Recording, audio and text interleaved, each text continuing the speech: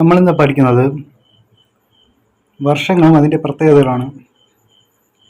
അഞ്ചുതെങ്ങ് കോട്ട പണികഴിപ്പിച്ചത് 1695-ലാണ്. അഞ്ചുതെങ്ങ് കോട്ട പണികഴിപ്പിച്ചത് 1695-ലാണ്. എന്നാൽ അഞ്ചുതെങ്ങ് കലാപം നടന്നത് 1697-ലാണ്. 2 വർഷം കഴിഞ്ഞിട്ടാണ്. അഞ്ചുതെങ്ങ് കോട്ടയാണെങ്കിൽ 1695-ഉം അഞ്ചുതെങ്ങ് കലാപമാണെങ്കിൽ 1697-ലാണ്. ആറ്റിങ്ങൽ കലാപം നടന്നത് 1721 ഏപ്രിൽ 15-നാണ്. ഡേറ്റ് ഇമ്പോർട്ടൻ്റ് ആണ്. ആറ്റിങ്ങൽ കലാപം നടന്നത് 1721 ഏപ്രിൽ 15-നാണ്. എന്നാൽ വേണാട് ഉടമ്പടിയാണെങ്കിൽ 1723-ലാണ്. ആറ്റിങ്ങൽ കലാപം 1721 ഏപ്രിൽ 15, വേണാട് ഉടമ്പടിയാണെങ്കിൽ 1723-ആണ്. കുളച്ചൽ യുദ്ധം നടന്നത് 1740 ഓഗസ്റ്റ് 10-ആണ്.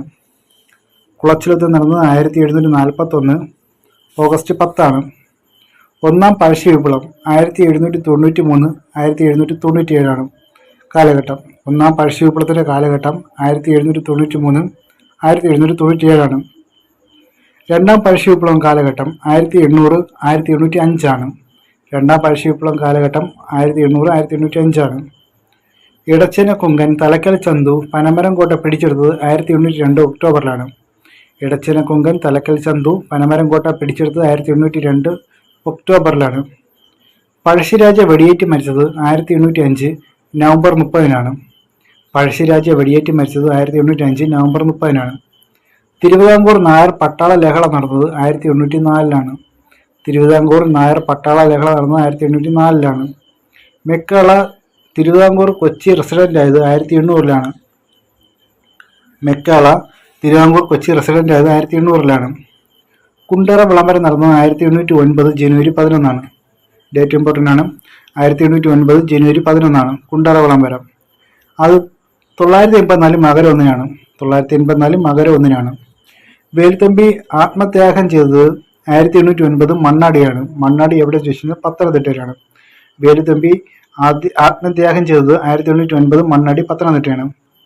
കുറച്ചൽ ലഹള നടന്നത് 1812-ലാണ്. കുറച്ചൽ ലഹള 1812-ആണ്. രാമൻ നമ്പിയെ വധിച്ചത് 1812 മെയ് 1-നാണ്. കുറച്ചൽ ലഹളയുടെ നേതാവാണ് രാമൻ നമ്പിയാണ്. രാമൻ നമ്പിയെ വധിച്ചത് 1812 മെയ് 1-നാണ്. ബ്രിട്ടീഷുകാരെ കുറച്ചൽ ലഹള അടിച്ചമർത്തിയത് 1812 മെയ് 8-നാണ്. ബ്രിട്ടീഷുകാർ കുറച്ചൽ ലഹള അടിച്ചമർത്തിയത് 1812 മെയ് 8-നാണ്. മലബാർ ജില്ലാ കോൺഗ്രസ് അതിൻ്റെ കാലഘട്ടം എന്ന് പറഞ്ഞാൽ 1916 മുതൽ 1920 വരെയാണ് മലബാർ ജില്ലാ കോൺഗ്രസ്. 1914 മലബാർ ജില്ലാ കോൺഗ്രസ് സമ്മേളനം നടന്നത് പാലക്കാടാണ്. അവിടുത്തെ അധ്യക്ഷൻ ആനി ബസന്റ് ആയിരുന്നു. എന്നാൽ 1917 കോഴിക്കോടാണെങ്കിൽ CP രാമസ്വാമി അയ്യരാണ് അധ്യക്ഷൻ. 1917 കോഴിക്കോട് മലബാർ ജില്ലാ കോൺഗ്രസ് സമ്മേളനം നടന്നത് അധ്യക്ഷൻ CP രാമസ്വാമി അയ്യരാണ്. 1918 തലശ്ശേരിയാണ്. തലശ്ശേരിയിൽ അധ്യക്ഷനാണെന്ന് വെച്ചാൽ അസീം അലി ഖാനാണ്. 1918 തലശ്ശേരി അധ്യക്ഷനാണെന്ന് വെച്ചാൽ അസീം അലി ഖാനാണ്. 1919 വടകരയാണ്. അധ്യക്ഷൻ KP രാമൻ മേനോനാണ്. അധ്യക്ഷൻ KP രാമൻ മേനോനാണ്. 1920 മഞ്ചേരിയിലാണ്. അവസാനത്തെ മലബാർ ജില്ലാ കോൺഗ്രസ് സമ്മേളനമാണ് 1920 മഞ്ചേരിയിലാണ്. കസ്തൂരി രംഗ അയ്യങ്കാറാണ്. 1920 മഞ്ചേരി ആണെങ്കിൽ കസ്തൂരി രംഗ അയ്യങ്കാറാണ് 1920. ഗാന്ധിജി കോഴിക്കോട് എത്തിയത് ഖിലാഫത്ത് പ്രചാരണവുമായി ബന്ധപ്പെട്ടാണ് ഗാന്ധിജി കോഴിക്കോട് എത്തിയത്. വർഷം 1920-ലാണ്. ഗാന്ധിജി കോഴിക്കോട് എത്തിയത് ഖിലാഫത്ത് പ്രചാരണവുമായി ബന്ധപ്പെട്ടാണ് ഗാന്ധിജി കോഴിക്കോട് എത്തിയത്. വർഷം എത്രയാണെന്ന് ചോദിച്ചു കഴിഞ്ഞാൽ 1920-ലാണ്. KPCC ആദ്യ സമ്മേളനം നടന്നത് 1921 ഏപ്രിൽ 23 ഒറ്റപ്പാലത്തിലാണ്. അധ്യക്ഷൻ T പ്രകാശമാണ്. KPCC ആദ്യ സമ്മേളനം നടന്നത് 1921 ഏപ്രിൽ 23 ഒറ്റപ്പാലത്താണ്. T പ്രകാശമാണ്. നെഹ്റു അധ്യക്ഷനായത് 1928 പയ്യന്നൂരിലാണ്. നെഹ്റു അധ്യക്ഷനായത് 1928 പയ്യന്നൂർ സമ്മേളനത്തിലാണ്. മലബാർ കലാപം നടന്നത് 1921-ലാണ്. മലബാർ കലാപം നടന്നത് 1921-ലാണ്. പൂക്കോട്ടൂർ കലാപം നടന്നത് 1921 ഓഗസ്റ്റിലാണ്. പൂക്കോട്ടൂർ കലാപം നടന്നത് 1921 ഓഗസ്റ്റിലാണ്. വാഗൺ ട്രാജഡി നടന്നത് 1921 നവംബർ 10-നാണ്. വാഗൺ ട്രാജഡി നടന്നത് 1921 നവംബർ 10-നാണ്. കേരള ഉപ്പു സത്യാഗ്രഹം നടന്നത് 1930 ഏപ്രിൽ 13-നാണ്. കേരള ഉപ്പു സത്യാഗ്രഹം നടന്നത് 1930 ഏപ്രിൽ 13-നാണ്. ഉപ്പ് നിയമം ലംഘിച്ചത് പയ്യന്നൂരിൽ 1930 ഏപ്രിൽ 23-നാണ്. ഉപ്പ് നിയമം ലംഘിച്ചത് പയ്യന്നൂരിൽ 1930 ഏപ്രിൽ 23-നാണ്. ലംഘിച്ചത് ആരെന്ന് ചോദിച്ചാൽ കേരളത്തിൽ കെ കേളപ്പനാണ്. പയ്യന്നൂരിൽ ലംഘിച്ചത് കെ കേളപ്പൻ 1930 ഏപ്രിൽ 23-നാണ്. കേരളത്തിൽ ഉപ്പ് സത്യാഗ്രഹം അടിച്ചമർത്തിയത് 1930 മെയ് 12-നാണ്. കേരളത്തിൽ ഉപ്പ് സത്യാഗ്രഹം അടിച്ചമർത്തിയത് 1930 മെയ് 12-നാണ്. അഭിനവ് ഭാരത് യുവക് സംഘം 1931 ഏപ്രിൽ 13-നാണ് വന്നത്. അതിൻ്റെ അധ്യക്ഷൻ എ വി കുഞ്ഞമ്പുവാണ്. അഭിനവ് ഭാരത് യുവക് സംഘം സ്ഥാപിച്ചത് എ വി കുഞ്ഞമ്പു 1934 ഏപ്രിൽ 13-നാണ് വന്നത്. കേരള കമ്മ്യൂണിസ്റ്റ് പാർട്ടി വന്നത് 1939-നാണ്. പാറപ്പുറത്താണ് വന്നത്. പാറപ്പുറം പിണറായി കണ്ണൂരത്തിലാണ് വന്നത്. കേരള കമ്മ്യൂണിസ്റ്റ് പാർട്ടി വന്നത് 1939 പാറപ്പുറം പിണറായി കണ്ണൂരിലാണ്. മോഴാറ സമരം നടന്നത് 1940-ലാണ്. കണ്ണൂരിലാണ്. മോഴാറ എവിടെയെന്ന് വെച്ചാൽ കണ്ണൂരാണ്. മോഴാറ സമരം നടന്നത് 1940 കണ്ണൂരിലാണ്. മലബാറിൽ സാമ്രാജ്യത്വ വിരുദ്ധ ദിനമായി ആചരിച്ചത് 1940 സെപ്റ്റംബർ 15-ആണ്. മലബാറിൽ സാമ്രാജ്യത്വ വിരുദ്ധ ദിനമായി ആചരിച്ചത് 1940 സെപ്റ്റംബർ 15-ആണ്. കയ്യൂർ സമരം നടന്നത് കാസർഗോഡ് 1941-ലാണ്. കയ്യൂർ സമരം നടന്നത് 1941 കാസർഗോഡാണ്. കയ്യൂർ സമരത്തെ തുടർന്ന് 4 പേര് തൂക്കിലേറ്റിയത് 1943 മാർച്ച് 29-ലാണ്. കയ്യൂർ സമരം നടന്നത് 1941-ലും കാസർഗോഡാണ്. എന്നാൽ കയ്യൂർ സമരത്തെ തുടർന്ന് 4 പേര് തൂക്കിലേറ്റിയത് 1943 മാർച്ച് 29-നാണ്. കീഴരിയൂർ ബോംബ് കേസ് നടന്നത് 1942 നവംബർ 17-ആണ്. കീഴരിയൂർ ബോംബ് കേസ് നടന്നത് 1942 നവംബർ 17-ആണ്. പുന്നപ്ര വയലാർ സമരം നടന്നത് 1946-ലാണ്. പുന്നപ്ര വയലാർ സമരം നടന്നത് 1946-ലാണ്. ഉദയംപേരൂർ സുന്നദോസ് നടന്നത് AD 1599-ആണ്. ഉദയംപേരൂർ സുന്നദോസ് നടന്നത് AD 1599-ആണ്. കൂനംകുരിശ് സത്യം നടന്നത് 1653 ജനുവരി 3-നാണ്. കൂനംകുരിശ് സത്യം നടന്നത് 1653 ജനുവരി 3-നാണ്. ഹൈദരാലിയുടെ മലബാർ ആക്രമണം നടന്നത് 1766-ലാണ്. ഹൈദരാലിയുടെ മലബാർ ആക്രമണം നടന്നത് 1766-ലാണ്. ഈ കൂനംകുരിശ് സത്യയുടെ ഡേറ്റ് കറക്റ്റായിട്ട് പഠിച്ചു വെച്ചണം. 1653 ജനുവരി 3-നാണ്. ശ്രീരംഗപട്ടണ ഉടമ്പടിയാണ് 1792-ലാണ്. ശ്രീരംഗപട്ടണ ഉടമ്പടിയാണ് 1792-ആണ്. ഒന്നാം ചാന്നാർ ലഹളം നടന്നത് 1822-ലാണ്. ഒന്നാം ചാന്നാർ ലഹളം നടന്നത് 1822-ലാണ്. ചാന്നാർ ലഹളം നടന്ന വർഷമാണെങ്കിൽ 1859 തിരുവിതാംകൂറിലാണ്. ചാന്നാർ ലഹളം നടന്ന വർഷമാണെങ്കിൽ 1859 തിരുവിതാംകൂറിലാണ്. മേൽവസ്ത്രം ധരിക്കാൻ അനുവാദം നൽകിയത് 1859 ജൂലൈ 26-ആണ്. ആരാണ് ധരിക്കാൻ അനുവാദം നൽകിയെന്നുള്ളത് ക്വസ്റ്റ്യൻ വന്നിട്ടുണ്ട്. ഉത്തരം തിരുനാൾ മാർത്താണ്ഡവർമ്മയാണ്. ആരാണ്? ഉത്തരം തിരുനാൾ മാർത്താണ്ഡവർമ്മ. മേൽവസ്ത്രം ധരിക്കാൻ അനുവാദം നൽകിയത് 1859 ജൂലൈ 26-ന്. ആ അനുമതി നൽകിയത് ആരെന്ന് ചോദിച്ചു കഴിഞ്ഞാൽ ഉത്തരം തിരുനാൾ മാർത്താണ്ഡവർമ്മയാണ്. മലയാളി മെമ്മോറിയൽ വന്നത് 1891 ജനുവരി 1-നാണ്. മലയാളി മെമ്മോറിയൽ വന്നത് 1891 ജനുവരി 1-നാണ്. ഒപ്പുവെച്ചവർ മലയാളി മെമ്മോറിയൽ ഒപ്പുവെച്ചത് 10,028 പേരാണ്. മലയാളി മെമ്മോറിയൽ ഒപ്പുവെച്ചത് 10,028 പേരാണ്. മലയാളി മെമ്മോറിയൽ വന്നത് 1891 ജനുവരി 1-നാണ്. അത് എതിർ മെമ്മോറിയലാണെങ്കിൽ 1891 ജൂൺ 3-നാണ് വന്നത്. ജനുവരി 1-നും എതിർ മെമ്മോറിയലാണെങ്കിൽ ജൂൺ 3-നാണ്. 1891 ജനുവരി 1, 1890 ജൂൺ 3-ആണ്. ഈഴവ മെമ്മോറിയൽ വന്നതാണെങ്കിൽ 1896 സെപ്റ്റംബർ 3-നാണ്. ഈഴവ മെമ്മോറിയൽ ആണെങ്കിൽ 1896 സെപ്റ്റംബർ 3-നാണ്.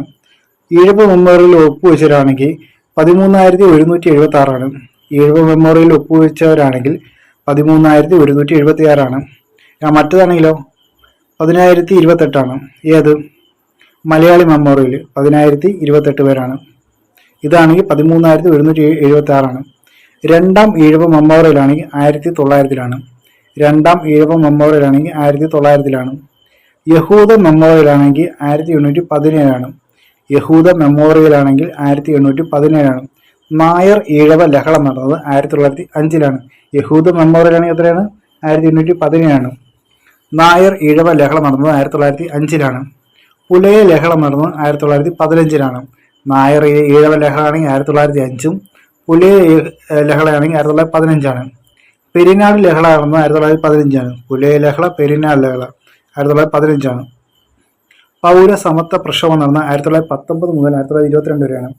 പൗരസമത്വ പ്രക്ഷോഭം നടന്ന 1919 മുതൽ 1922 വരെയാണ്. തിരുവിതാംകൂറിലാണ് നടന്നത്. തളിക്ഷേത്ര സമരം നടന്നത് 1917-ലാണ്. തളിക്ഷേത്ര സമരം നടന്നത് 1917 കോഴിക്കോടാണ്.